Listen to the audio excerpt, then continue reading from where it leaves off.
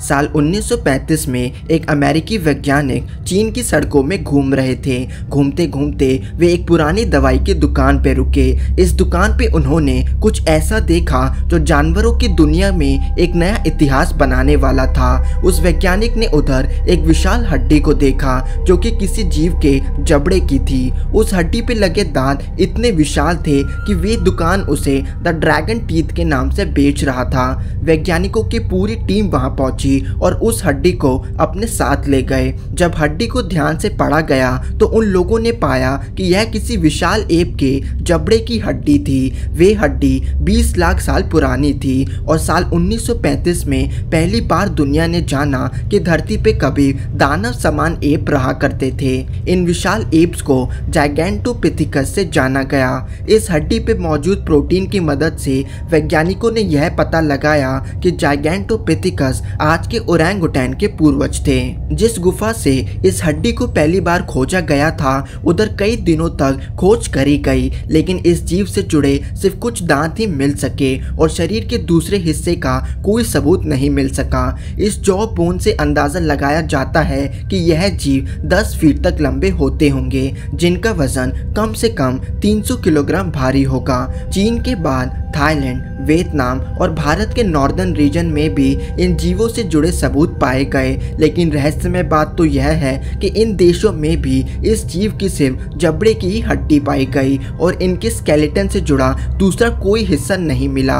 हैरानी वाली बात है कि आज की तारीख तक जाइगैंटोपिथेकस के सिर्फ जबड़े की हड्डी ही हमारे पास है और यह रहस्यमय जीव कैसे दिखते होंगे इसका अंदाजा सिर्फ इसी जॉ बोन के आधार पर किया गया है और ऐसा भी माना जाता है कि यह जीव 10 फीट से भी कहीं ज्यादा विशाल हो सकते हैं। आपको शायद पता ना हो, लेकिन किंग कॉन्ग का कैरेक्टर जाइगैंटोपिथेकस से ही इंस्पायर होकर बनाया गया है और कुछ का तो मानना है कि वे जीव किंग कॉन्ग के जितने ही विशाल हुआ करते थे।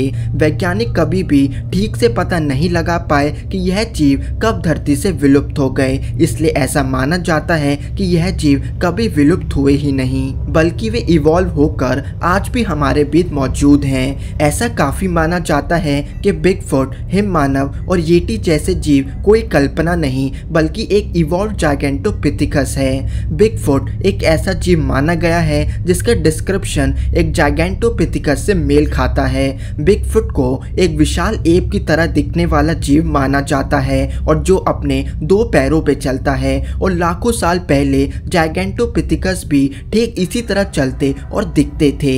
बिगफुट से जुड़े कई सबूत इंटरनेट पर देखने को मिलते हैं, लेकिन ज्यादातर सबूत लोगों को बेवकूफ बनाने के लिए बनाए जाते हैं, लेकिन कुछ ऐसे हैं जिन पे गौर करना तो बनता है। जैसे कि साल 1967 में ली गई यह वीडियो बिगफुट से जुड़ा सबसे पक्का सबूत माना जाता है। इस वीडियो को रॉजर पैटिंसन और बॉब गिम्बलन नामक लोगों ने लिया था, जिसे बिगफुट वॉक से जाना जाता है।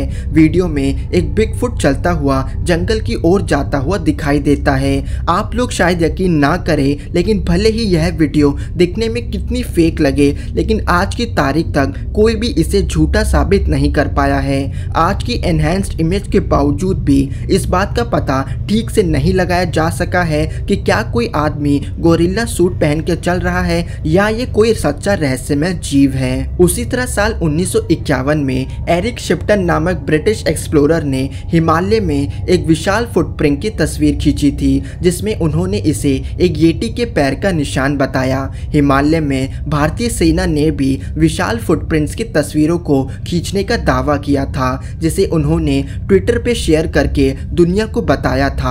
जरा सोचिए क्या होगा अगर जाइगैंटोपिथेकस कभी खत्म हुए ही ना हो और बिगफुट के रूप में आज भी धरती पे मौजूद हो। अगर जाइगैंटोपिथेकस आज भी जीवित होते तो वे जीव चीन, भारत, थाईलैंड और वियतनाम के घने जंगलों में दिखाई देते।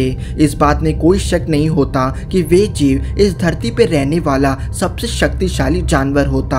हम सभी जानते हैं कि एक चिंपैंजी की स्ट्रेंथ एक आम इंसान के मुकाबले 8 गुना ज्यादा होती है। साल 1926 में बोमा नामक चिंपैंजी ने 385 किलो सिर्फ एक हाथ से खींच के वर्ल्ड रिकॉर्ड बनाया था।